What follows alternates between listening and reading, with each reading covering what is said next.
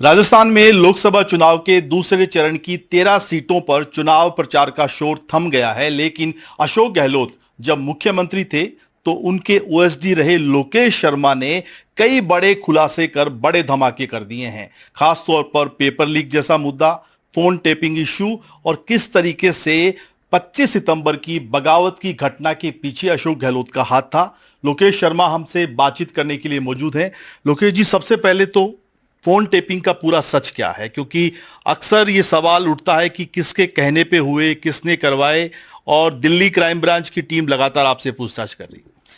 Phone tapping का सीधा सा सच ये है कि फ़ोन टेपिंग से मेरा कोई वास्ता नहीं है। मैंने कोई फ़ोन टेप नहीं किया।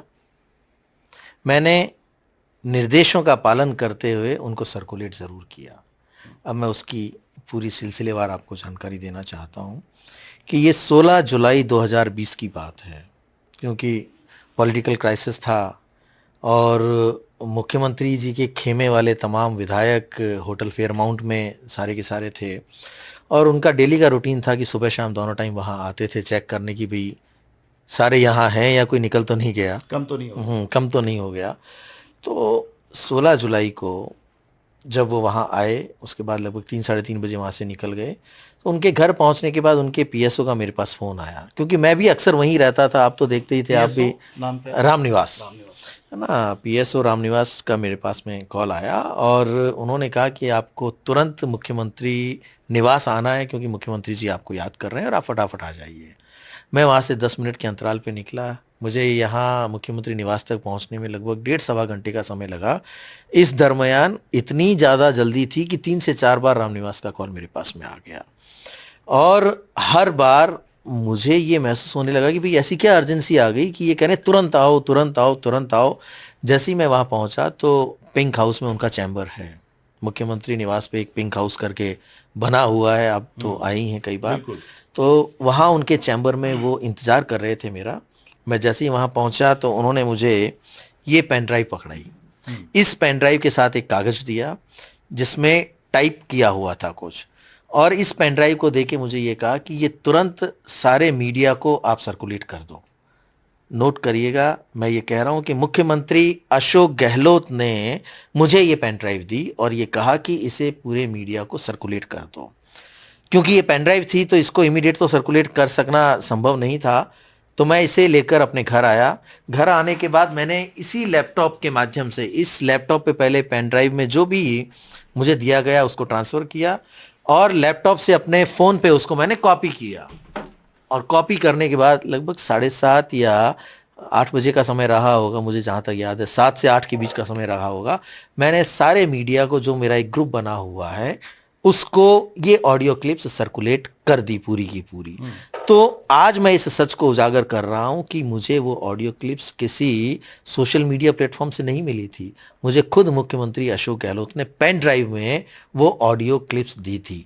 अब वो लीगल इंटरसेप्ट किया था या इलीगल किया था, ये तो वो खुद मुख्यमंत्री जाने, क्योंकि वो गृह मंत्री की भूमिका भी निभा रहे थे। लेकिन अशोक गहलोत के इशारे पर ही हुआ था। हाँ, सारा उन्हीं के इशारे पे हुआ था भाई। उनके अलावा तो और कौन डायरेक्शन देगा? जब मुख्यमंत्री खुद मुझे हाथ में दे रहे हैं तो क्या प्रदेश के डीजीपी को पड़ी कि वो गजेंद्र सिंह का, जो हमारे तत्कालीन उस समय में केंद्रीय मंत्री थे, उनके किसी फ़ोन को टेप करेंगे या रिकॉर्ड करेंगे, इंटरसेप्ट करेंगे, या किसी भी व्यक्ति के जो हमारे खुद के विधायक हैं, दिवंगत हो गए भंवरलाल शर्मा जी, उनके नंबर को इंटरसेप्ट करेंगे? तो मुझे ये सीधे तौर पर पता है कि इनके डायरेक्शंस पे ये लीगल था या इलीगल, इसका फैसला तो बाद में होगा, लेकिन ये इंटरसेप्शन इनके कहने से हुआ और वो इंटरसेप्टेड क्लिप को मुझे इस पेन ड्राइव के माध्यम से दिया और ये सर्कुलेट करने के लिए कहा गया। क्योंकि मैं अब इनके अधीन काम कर रहा था, इनका ओएसडी था, तो मेरे लिए इनके आदेश और इनके निर्देश ही सर्वोपरि हैं। जो निर्देश मुझे दिए गए वो मेरी ड्यूटी का पार्ट बने और मैंने उसे अपनी ड्यूटी के रूप में समझते हुए पूरे प्रदेश की मीडिया को, उसमें हमारे लोकल भी हैं और जो मीडिया का ग्रुप बना हुआ है उसमें देश के भी हैं, उन सभी पत्रकारों को मैंने वो पूरी की पूरी क्लिप फॉरवर्ड कर दी या मैंने उनको भेज दी। अगले दिन जो घटना हुई सबको पता है कि किस तरीके से एफआईआर हुई, लोग कैसे पीछे हुए और सरकार बच गई।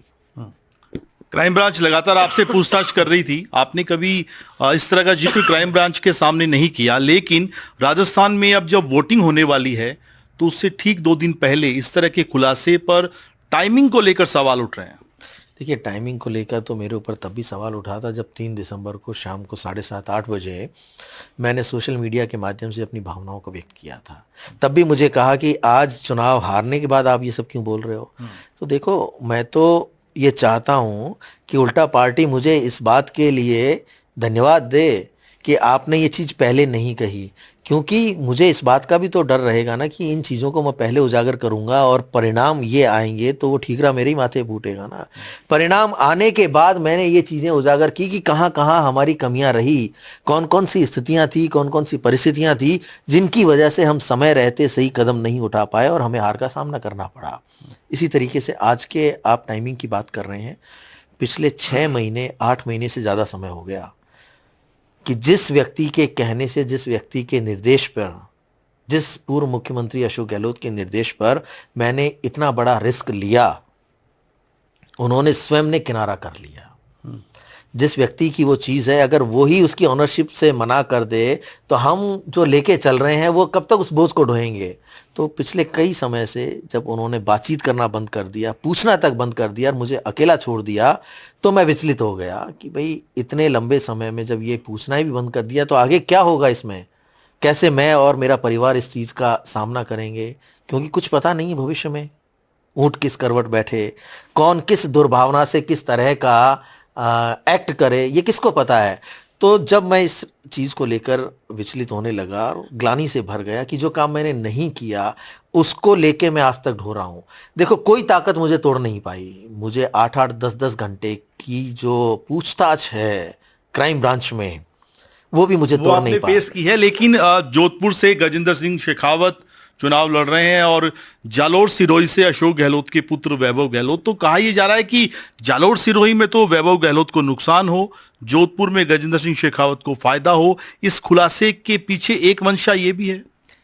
ये तो तय वहाँ के मतदाता करेंगे कि किसको फ़ायदा होना चाहिए, किसको नुकसान होना चाहिए। लेकिन सीधे तौर पर ये बताना चाहता हूँ कि गजेंद्र सिंह शेखावत की छवि को डैमेज करने का प्रयास किया गया, चाहे वो संजीवनी केस में उनके ऊपर व्यक्तिगत आरोप लगाकर उनके परिवार को घसीटकर, या और भी एसीबी में और जिस तरीके के मामले किए गए। क्योंकि फ़ोन टेपिंग का जब मामला था तो जब भी वहाँ से क्राइम ब्रांच से नोटिस आता पूछताछ के लिए, तो यहाँ बैठ के ये षड्यंत्र रचा जाता था भाई गजेंद्र सिंह को कैसे परेशान किया जाए, कैसे उसको और दबाव में लाया जाए ताकि वो यहाँ पे न्यूट्रल हो जाए। क्योंकि इस बात से इनको डर तो था ना कि हो सकता है किसी दिन पोल खुल सकती है, कोई चीज़ें आ सकती हैं, तो उनको डैमेज करने के लिए। और दूसरी आपने बात की जालोर सिरोही की, तो मैं यहाँ स्पष्ट कर देना चाहता हूँ कि हम सब उस समय से उन पीढ़ियों को जानते हैं, उस संस्कृति को समझते हैं कि पिता के घर और उसकी विरासत पे ही पुत्र का अधिकार होता है। तो जो पुत्र अपने पिता के घर में अपनी स्थान नहीं बना पाए, वो कहीं और जाके किस तरीके से काम करेगा। तो ये सोचना चाहिए, ये तो वहाँ की जनता तय करेगी। मेरी तो शुभकामनाएं हैं कि वो वहाँ से जीते हैं, वहाँ से एमपी बने। लेकिन आप घर छोड़कर भाग गए, आपको किसी ने धक्का तो नहीं दिया ना, आपने खुद ने अपने घर से अपने आप को अलग कर लिया। जो अशोक गहलोत इस पूरे प्रदेश नहीं, पूरे देश में जोधपुर के नाम से जाने जाते हैं, जिनकी पहचान जोधपुर से है, वो अगर उनका पुत्र घर छोड़ के ही चला जाए, घर छोड़ के भाग जाए, किसी तीसरी जगह से वो अपनी दावेदारी करें, तो मुझे लगता है कि ये उचित नहीं है। ये तो वहाँ की जनता अब अपने आप तय करेगी। मैंने जैसे कि मैं तो शुभकामनाएं दे रहा हूँ कि वो जीतेंगे और संसद में पहुँच के वहाँ के लोगों की आवाज़ बनेंगे, लेकिन इसमें भी संशय है कि वो वहाँ पे टिकेंगे भी कभी। लेकिन आपने कहा कि गजेंद्र सिंह शेखावत और जो कथित बातचीत का जिक्र आप कर रहे हैं कि फोन टेप हुआ, सचिन पायलट क्या बाकी विधायक मंत्रियों के भी फोन टेप किए जाते थे?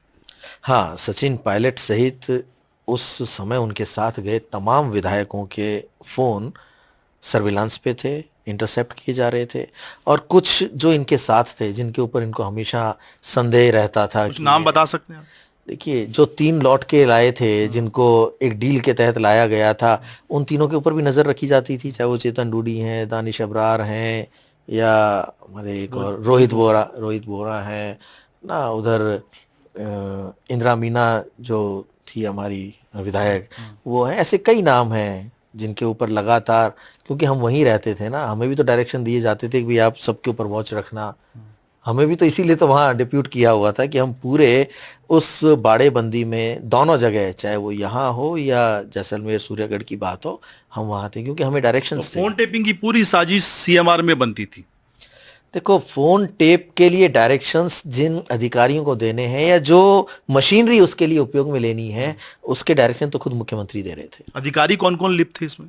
देखो, तत्कालीन उसमें डीजीपी, तत्कालीन उस समय के चीफ सेक्रेटरी, तत्कालीन इनके इनके खैर पूरे 5 साल रहे, उन्होंने भी खूब आनंद लिया है, इनके प्रिंसिपल सेक्रेटरी। जयपुर कमिश्नर।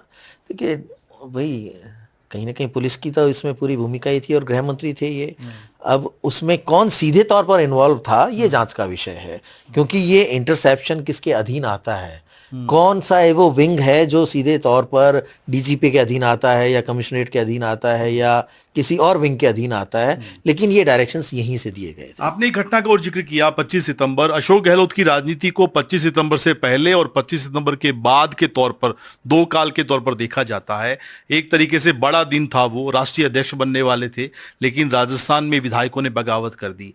क्या जिस तरीके से कहा गया है कि विधायक अपनी मर्जी से बगावत कर रहे हैं, या इसके पीछे भी पूरी साजिश अशोक गहलोत की थी? नहीं, वो तो प्रायोजित थी। मैंने पहले भी एक बार जिक्र किया था कि वो घटना पूरी तरह से प्रायोजित थी। यानी मुख्यमंत्री की कुर्सी से इतना मोह था कि उन्होंने उसे बनाए रखने के लिए आला कमान का जो एजेंडा था या जो आला कमान का निर्णय था या जो भी उस दिन का एक, कहते हैं ना कि क्या मंशा लेकर आए थे आला कमान यहाँ, उनके दूत के रूप में आज के अध्यक्ष हमारे खड़गे जी उस वक्त यहाँ आए, अजय माकन जी आए, और इस बात की तैयारी थी कि उस दिन विधायक दल की बैठक होनी है मुख्यमंत्री निवास पे। लेकिन वो बैठक वहाँ हुई ही नहीं। खुद मुख्यमंत्री चले गए जैसलमेर, तन्नोट चले गए, और वो जितने विधायक थे उन सब की मीटिंग हुई धारीवाल जी के यहाँ। तो वो जो डायरेक्शंस थे वो खुद मुख्यमंत्री जी उनको दे रहे थे कि आपको ये करना है, क्योंकि जैसा कि मेरे पास भी कॉल आया और मुझे ये कहा कि आपको तो मीडिया में ये चलवाना है कि ये सारे के सारे विधायक वहाँ इसलिए एकत्रित हुए हैं कि ये चाहते हैं कि हम में से किसी को मुख्यमंत्री बना दें। यानी उस दिन ये बात बाहर फैल चुकी थी कि आला कमान के दूत आज सचिन पायलट को मुख्यमंत्री बनाने का एजेंडा लेकर आए हैं, और उसी के तहत इन सबको तितर बितर किया गया, ये डायरेक्शंस दिए गए। वरना क्यों वहाँ पे महेश जोशी और धर्मेंद्र राठौड़ जाके सबको बस में भर कर लेकर आते और वहाँ सीपी जोशी जी के यहाँ जाते और ये कहते कि हम सब स्वेच्छा से इस्तीफा दे रहे हैं। इस्तीफा प्रकरण तो आपको पता ही है कि राजेंद्र राठौड़ जी ने किस तरीके से उसे उठाया, और बहुत से विधायकों ने बाद में ये कहा कि हमने अपनी स्वेच्छा से नहीं दिया, साइन हमारे नहीं है। तो इतनी बड़ी कॉन्स्पिरेसी आला कमान के खिलाफ, जो उन्हें राष्ट्रीय अध्यक्ष बनाने के लिए तैयार था, उसके खिलाफ कर दी, तो क्या उन्हें बाद में पद पे बने रहने का कोई नैतिक अधिकार था? लेकिन क्योंकि कुर्सी से इतना मोह था, वो उसके पीछे पड़े रहे। उन्होंने कांग्रेस को नुकसान पहुंचाया और इस सरकार को भी नुकसान पहुंचाया, क्योंकि अगर उस वक्त कुछ फैसला हो जाता और एक नया चेहरा आता तो शायद और ज्यादा चांसेस होते कि हम अपनी सरकार की वापसी। सचिन पायलट सीएम बनते तो सरकार रिपीट हो सकती थी, आप ये मानते हैं? बिल्कुल, संभावनाएं बहुत ज्यादा बन जाती, क्योंकि कहते हैं ना कि व्यक्तिगत नाराजगी हो जाती है। अरे सरकार तो रिपीट इनके रहते भी हो जाती, लेकिन इनकी मनमानी और हठ धर्मिता के चलते इन्होंने किसी की बात नहीं मानी, ना तो स्वतंत्र एजेंसीज के सर्वे की मानी, ना मीडिया के सर्वे की मानी, ना एआईसीसी के सर्वे की मानी, और ना हमारे जैसे लोग जो इनके विश्वस्त के रूप में इनको रिपोर्ट देते थे। मेरे पास आज भी वो रिपोर्ट तैयार है जिसमें मैंने ये कहा था कि इन लोगों के टिकट्स आप काट दीजिए। रिजल्ट आने के बाद आपने जिक्र भी किया था इसका। मैंने किया उसका कि आप अगर ये 25 से 30 टिकट बदल देंगे तो हम अपनी सरकार को वापस लेके आ पाएंगे, लेकिन इन्होंने नहीं माना। और कहाँ कॉम्प्रोमाइज किया कि ऑब्लाइज करना है मुझे। तो अरे ऑब्लाइज करना आपका धर्म नहीं था, आपका धर्म था इस प्रदेश में सरकार की वापसी करवाना। वही राजनीति का तो एक परम उद्देश्य होता है कि हम सत्ता को हासिल करें। लेकिन क्या अशोक गहलोत ने आपको जो फोन टेपिंग के सबूत थे वो भी डिस्ट्रॉय करने के लिए कहा?